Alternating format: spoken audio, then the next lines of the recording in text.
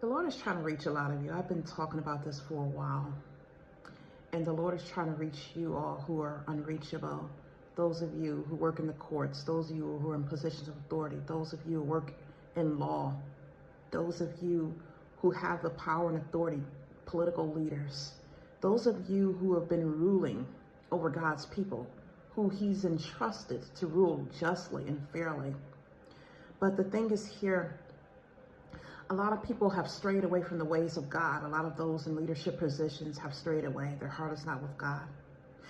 In God we trust.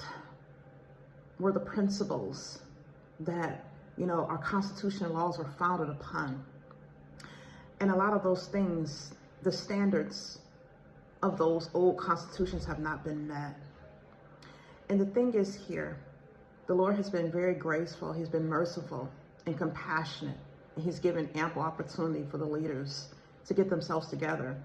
But he has watched while you constantly harden your hearts, while you constantly err it away in your pride, in your own self-righteousness, in your own lust and fleshly desires, your greed, your wants, your greed and desires for power. And the thing is, a lot of people have erred in their judgments, and you have oppressed his people. Now, I want to read you a scripture in the book of Matthew chapter 7, verse 2. It says, "For with what judgment ye judge, ye shall be judged, and with what measure ye meet, it shall be measured to you again." So here's the thing. In our Constitution, it talks about refraining from strict, harsh punishments and long sentences, all these things. But people have erred away from all that. You have judged with your own evil, wicked hearts. Instead of seeking the hearts of God, you have judged people. You have been biased. You have discriminated. You have not judged fairly. You've looked at man, and you've looked down upon man, and you've decided to judge according to the stature of man, meaning how much money man has, the reputation of man, how many people they have in their corners.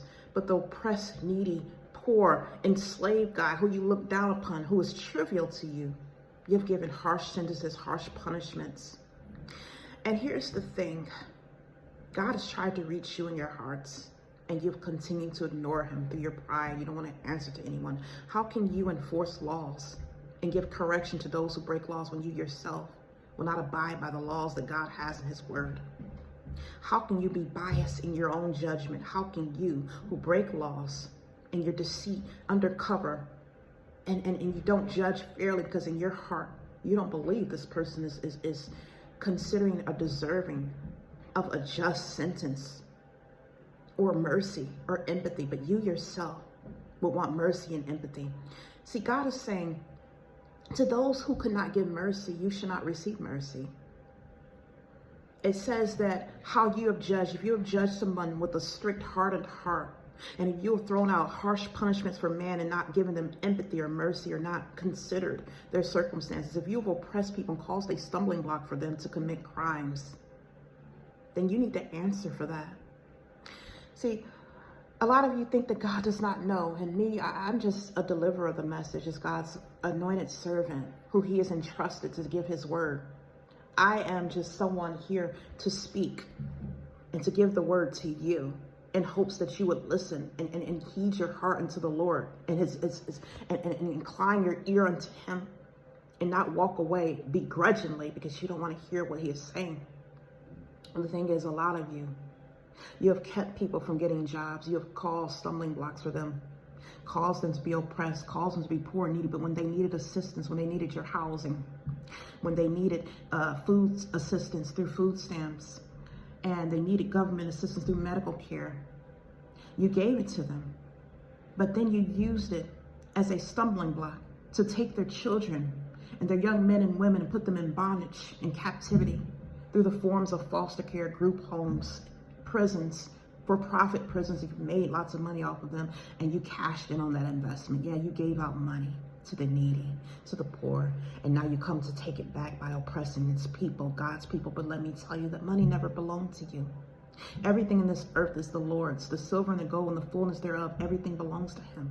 All the riches, all the resources, everything you've utilized to gain your wealth and your benefits, your power, even these creations that you lock up and put in captivity and decide every day how long they're going to be punished, how long you're going to sentence them, what judgment you're going to give them, even if those you want to take their lives.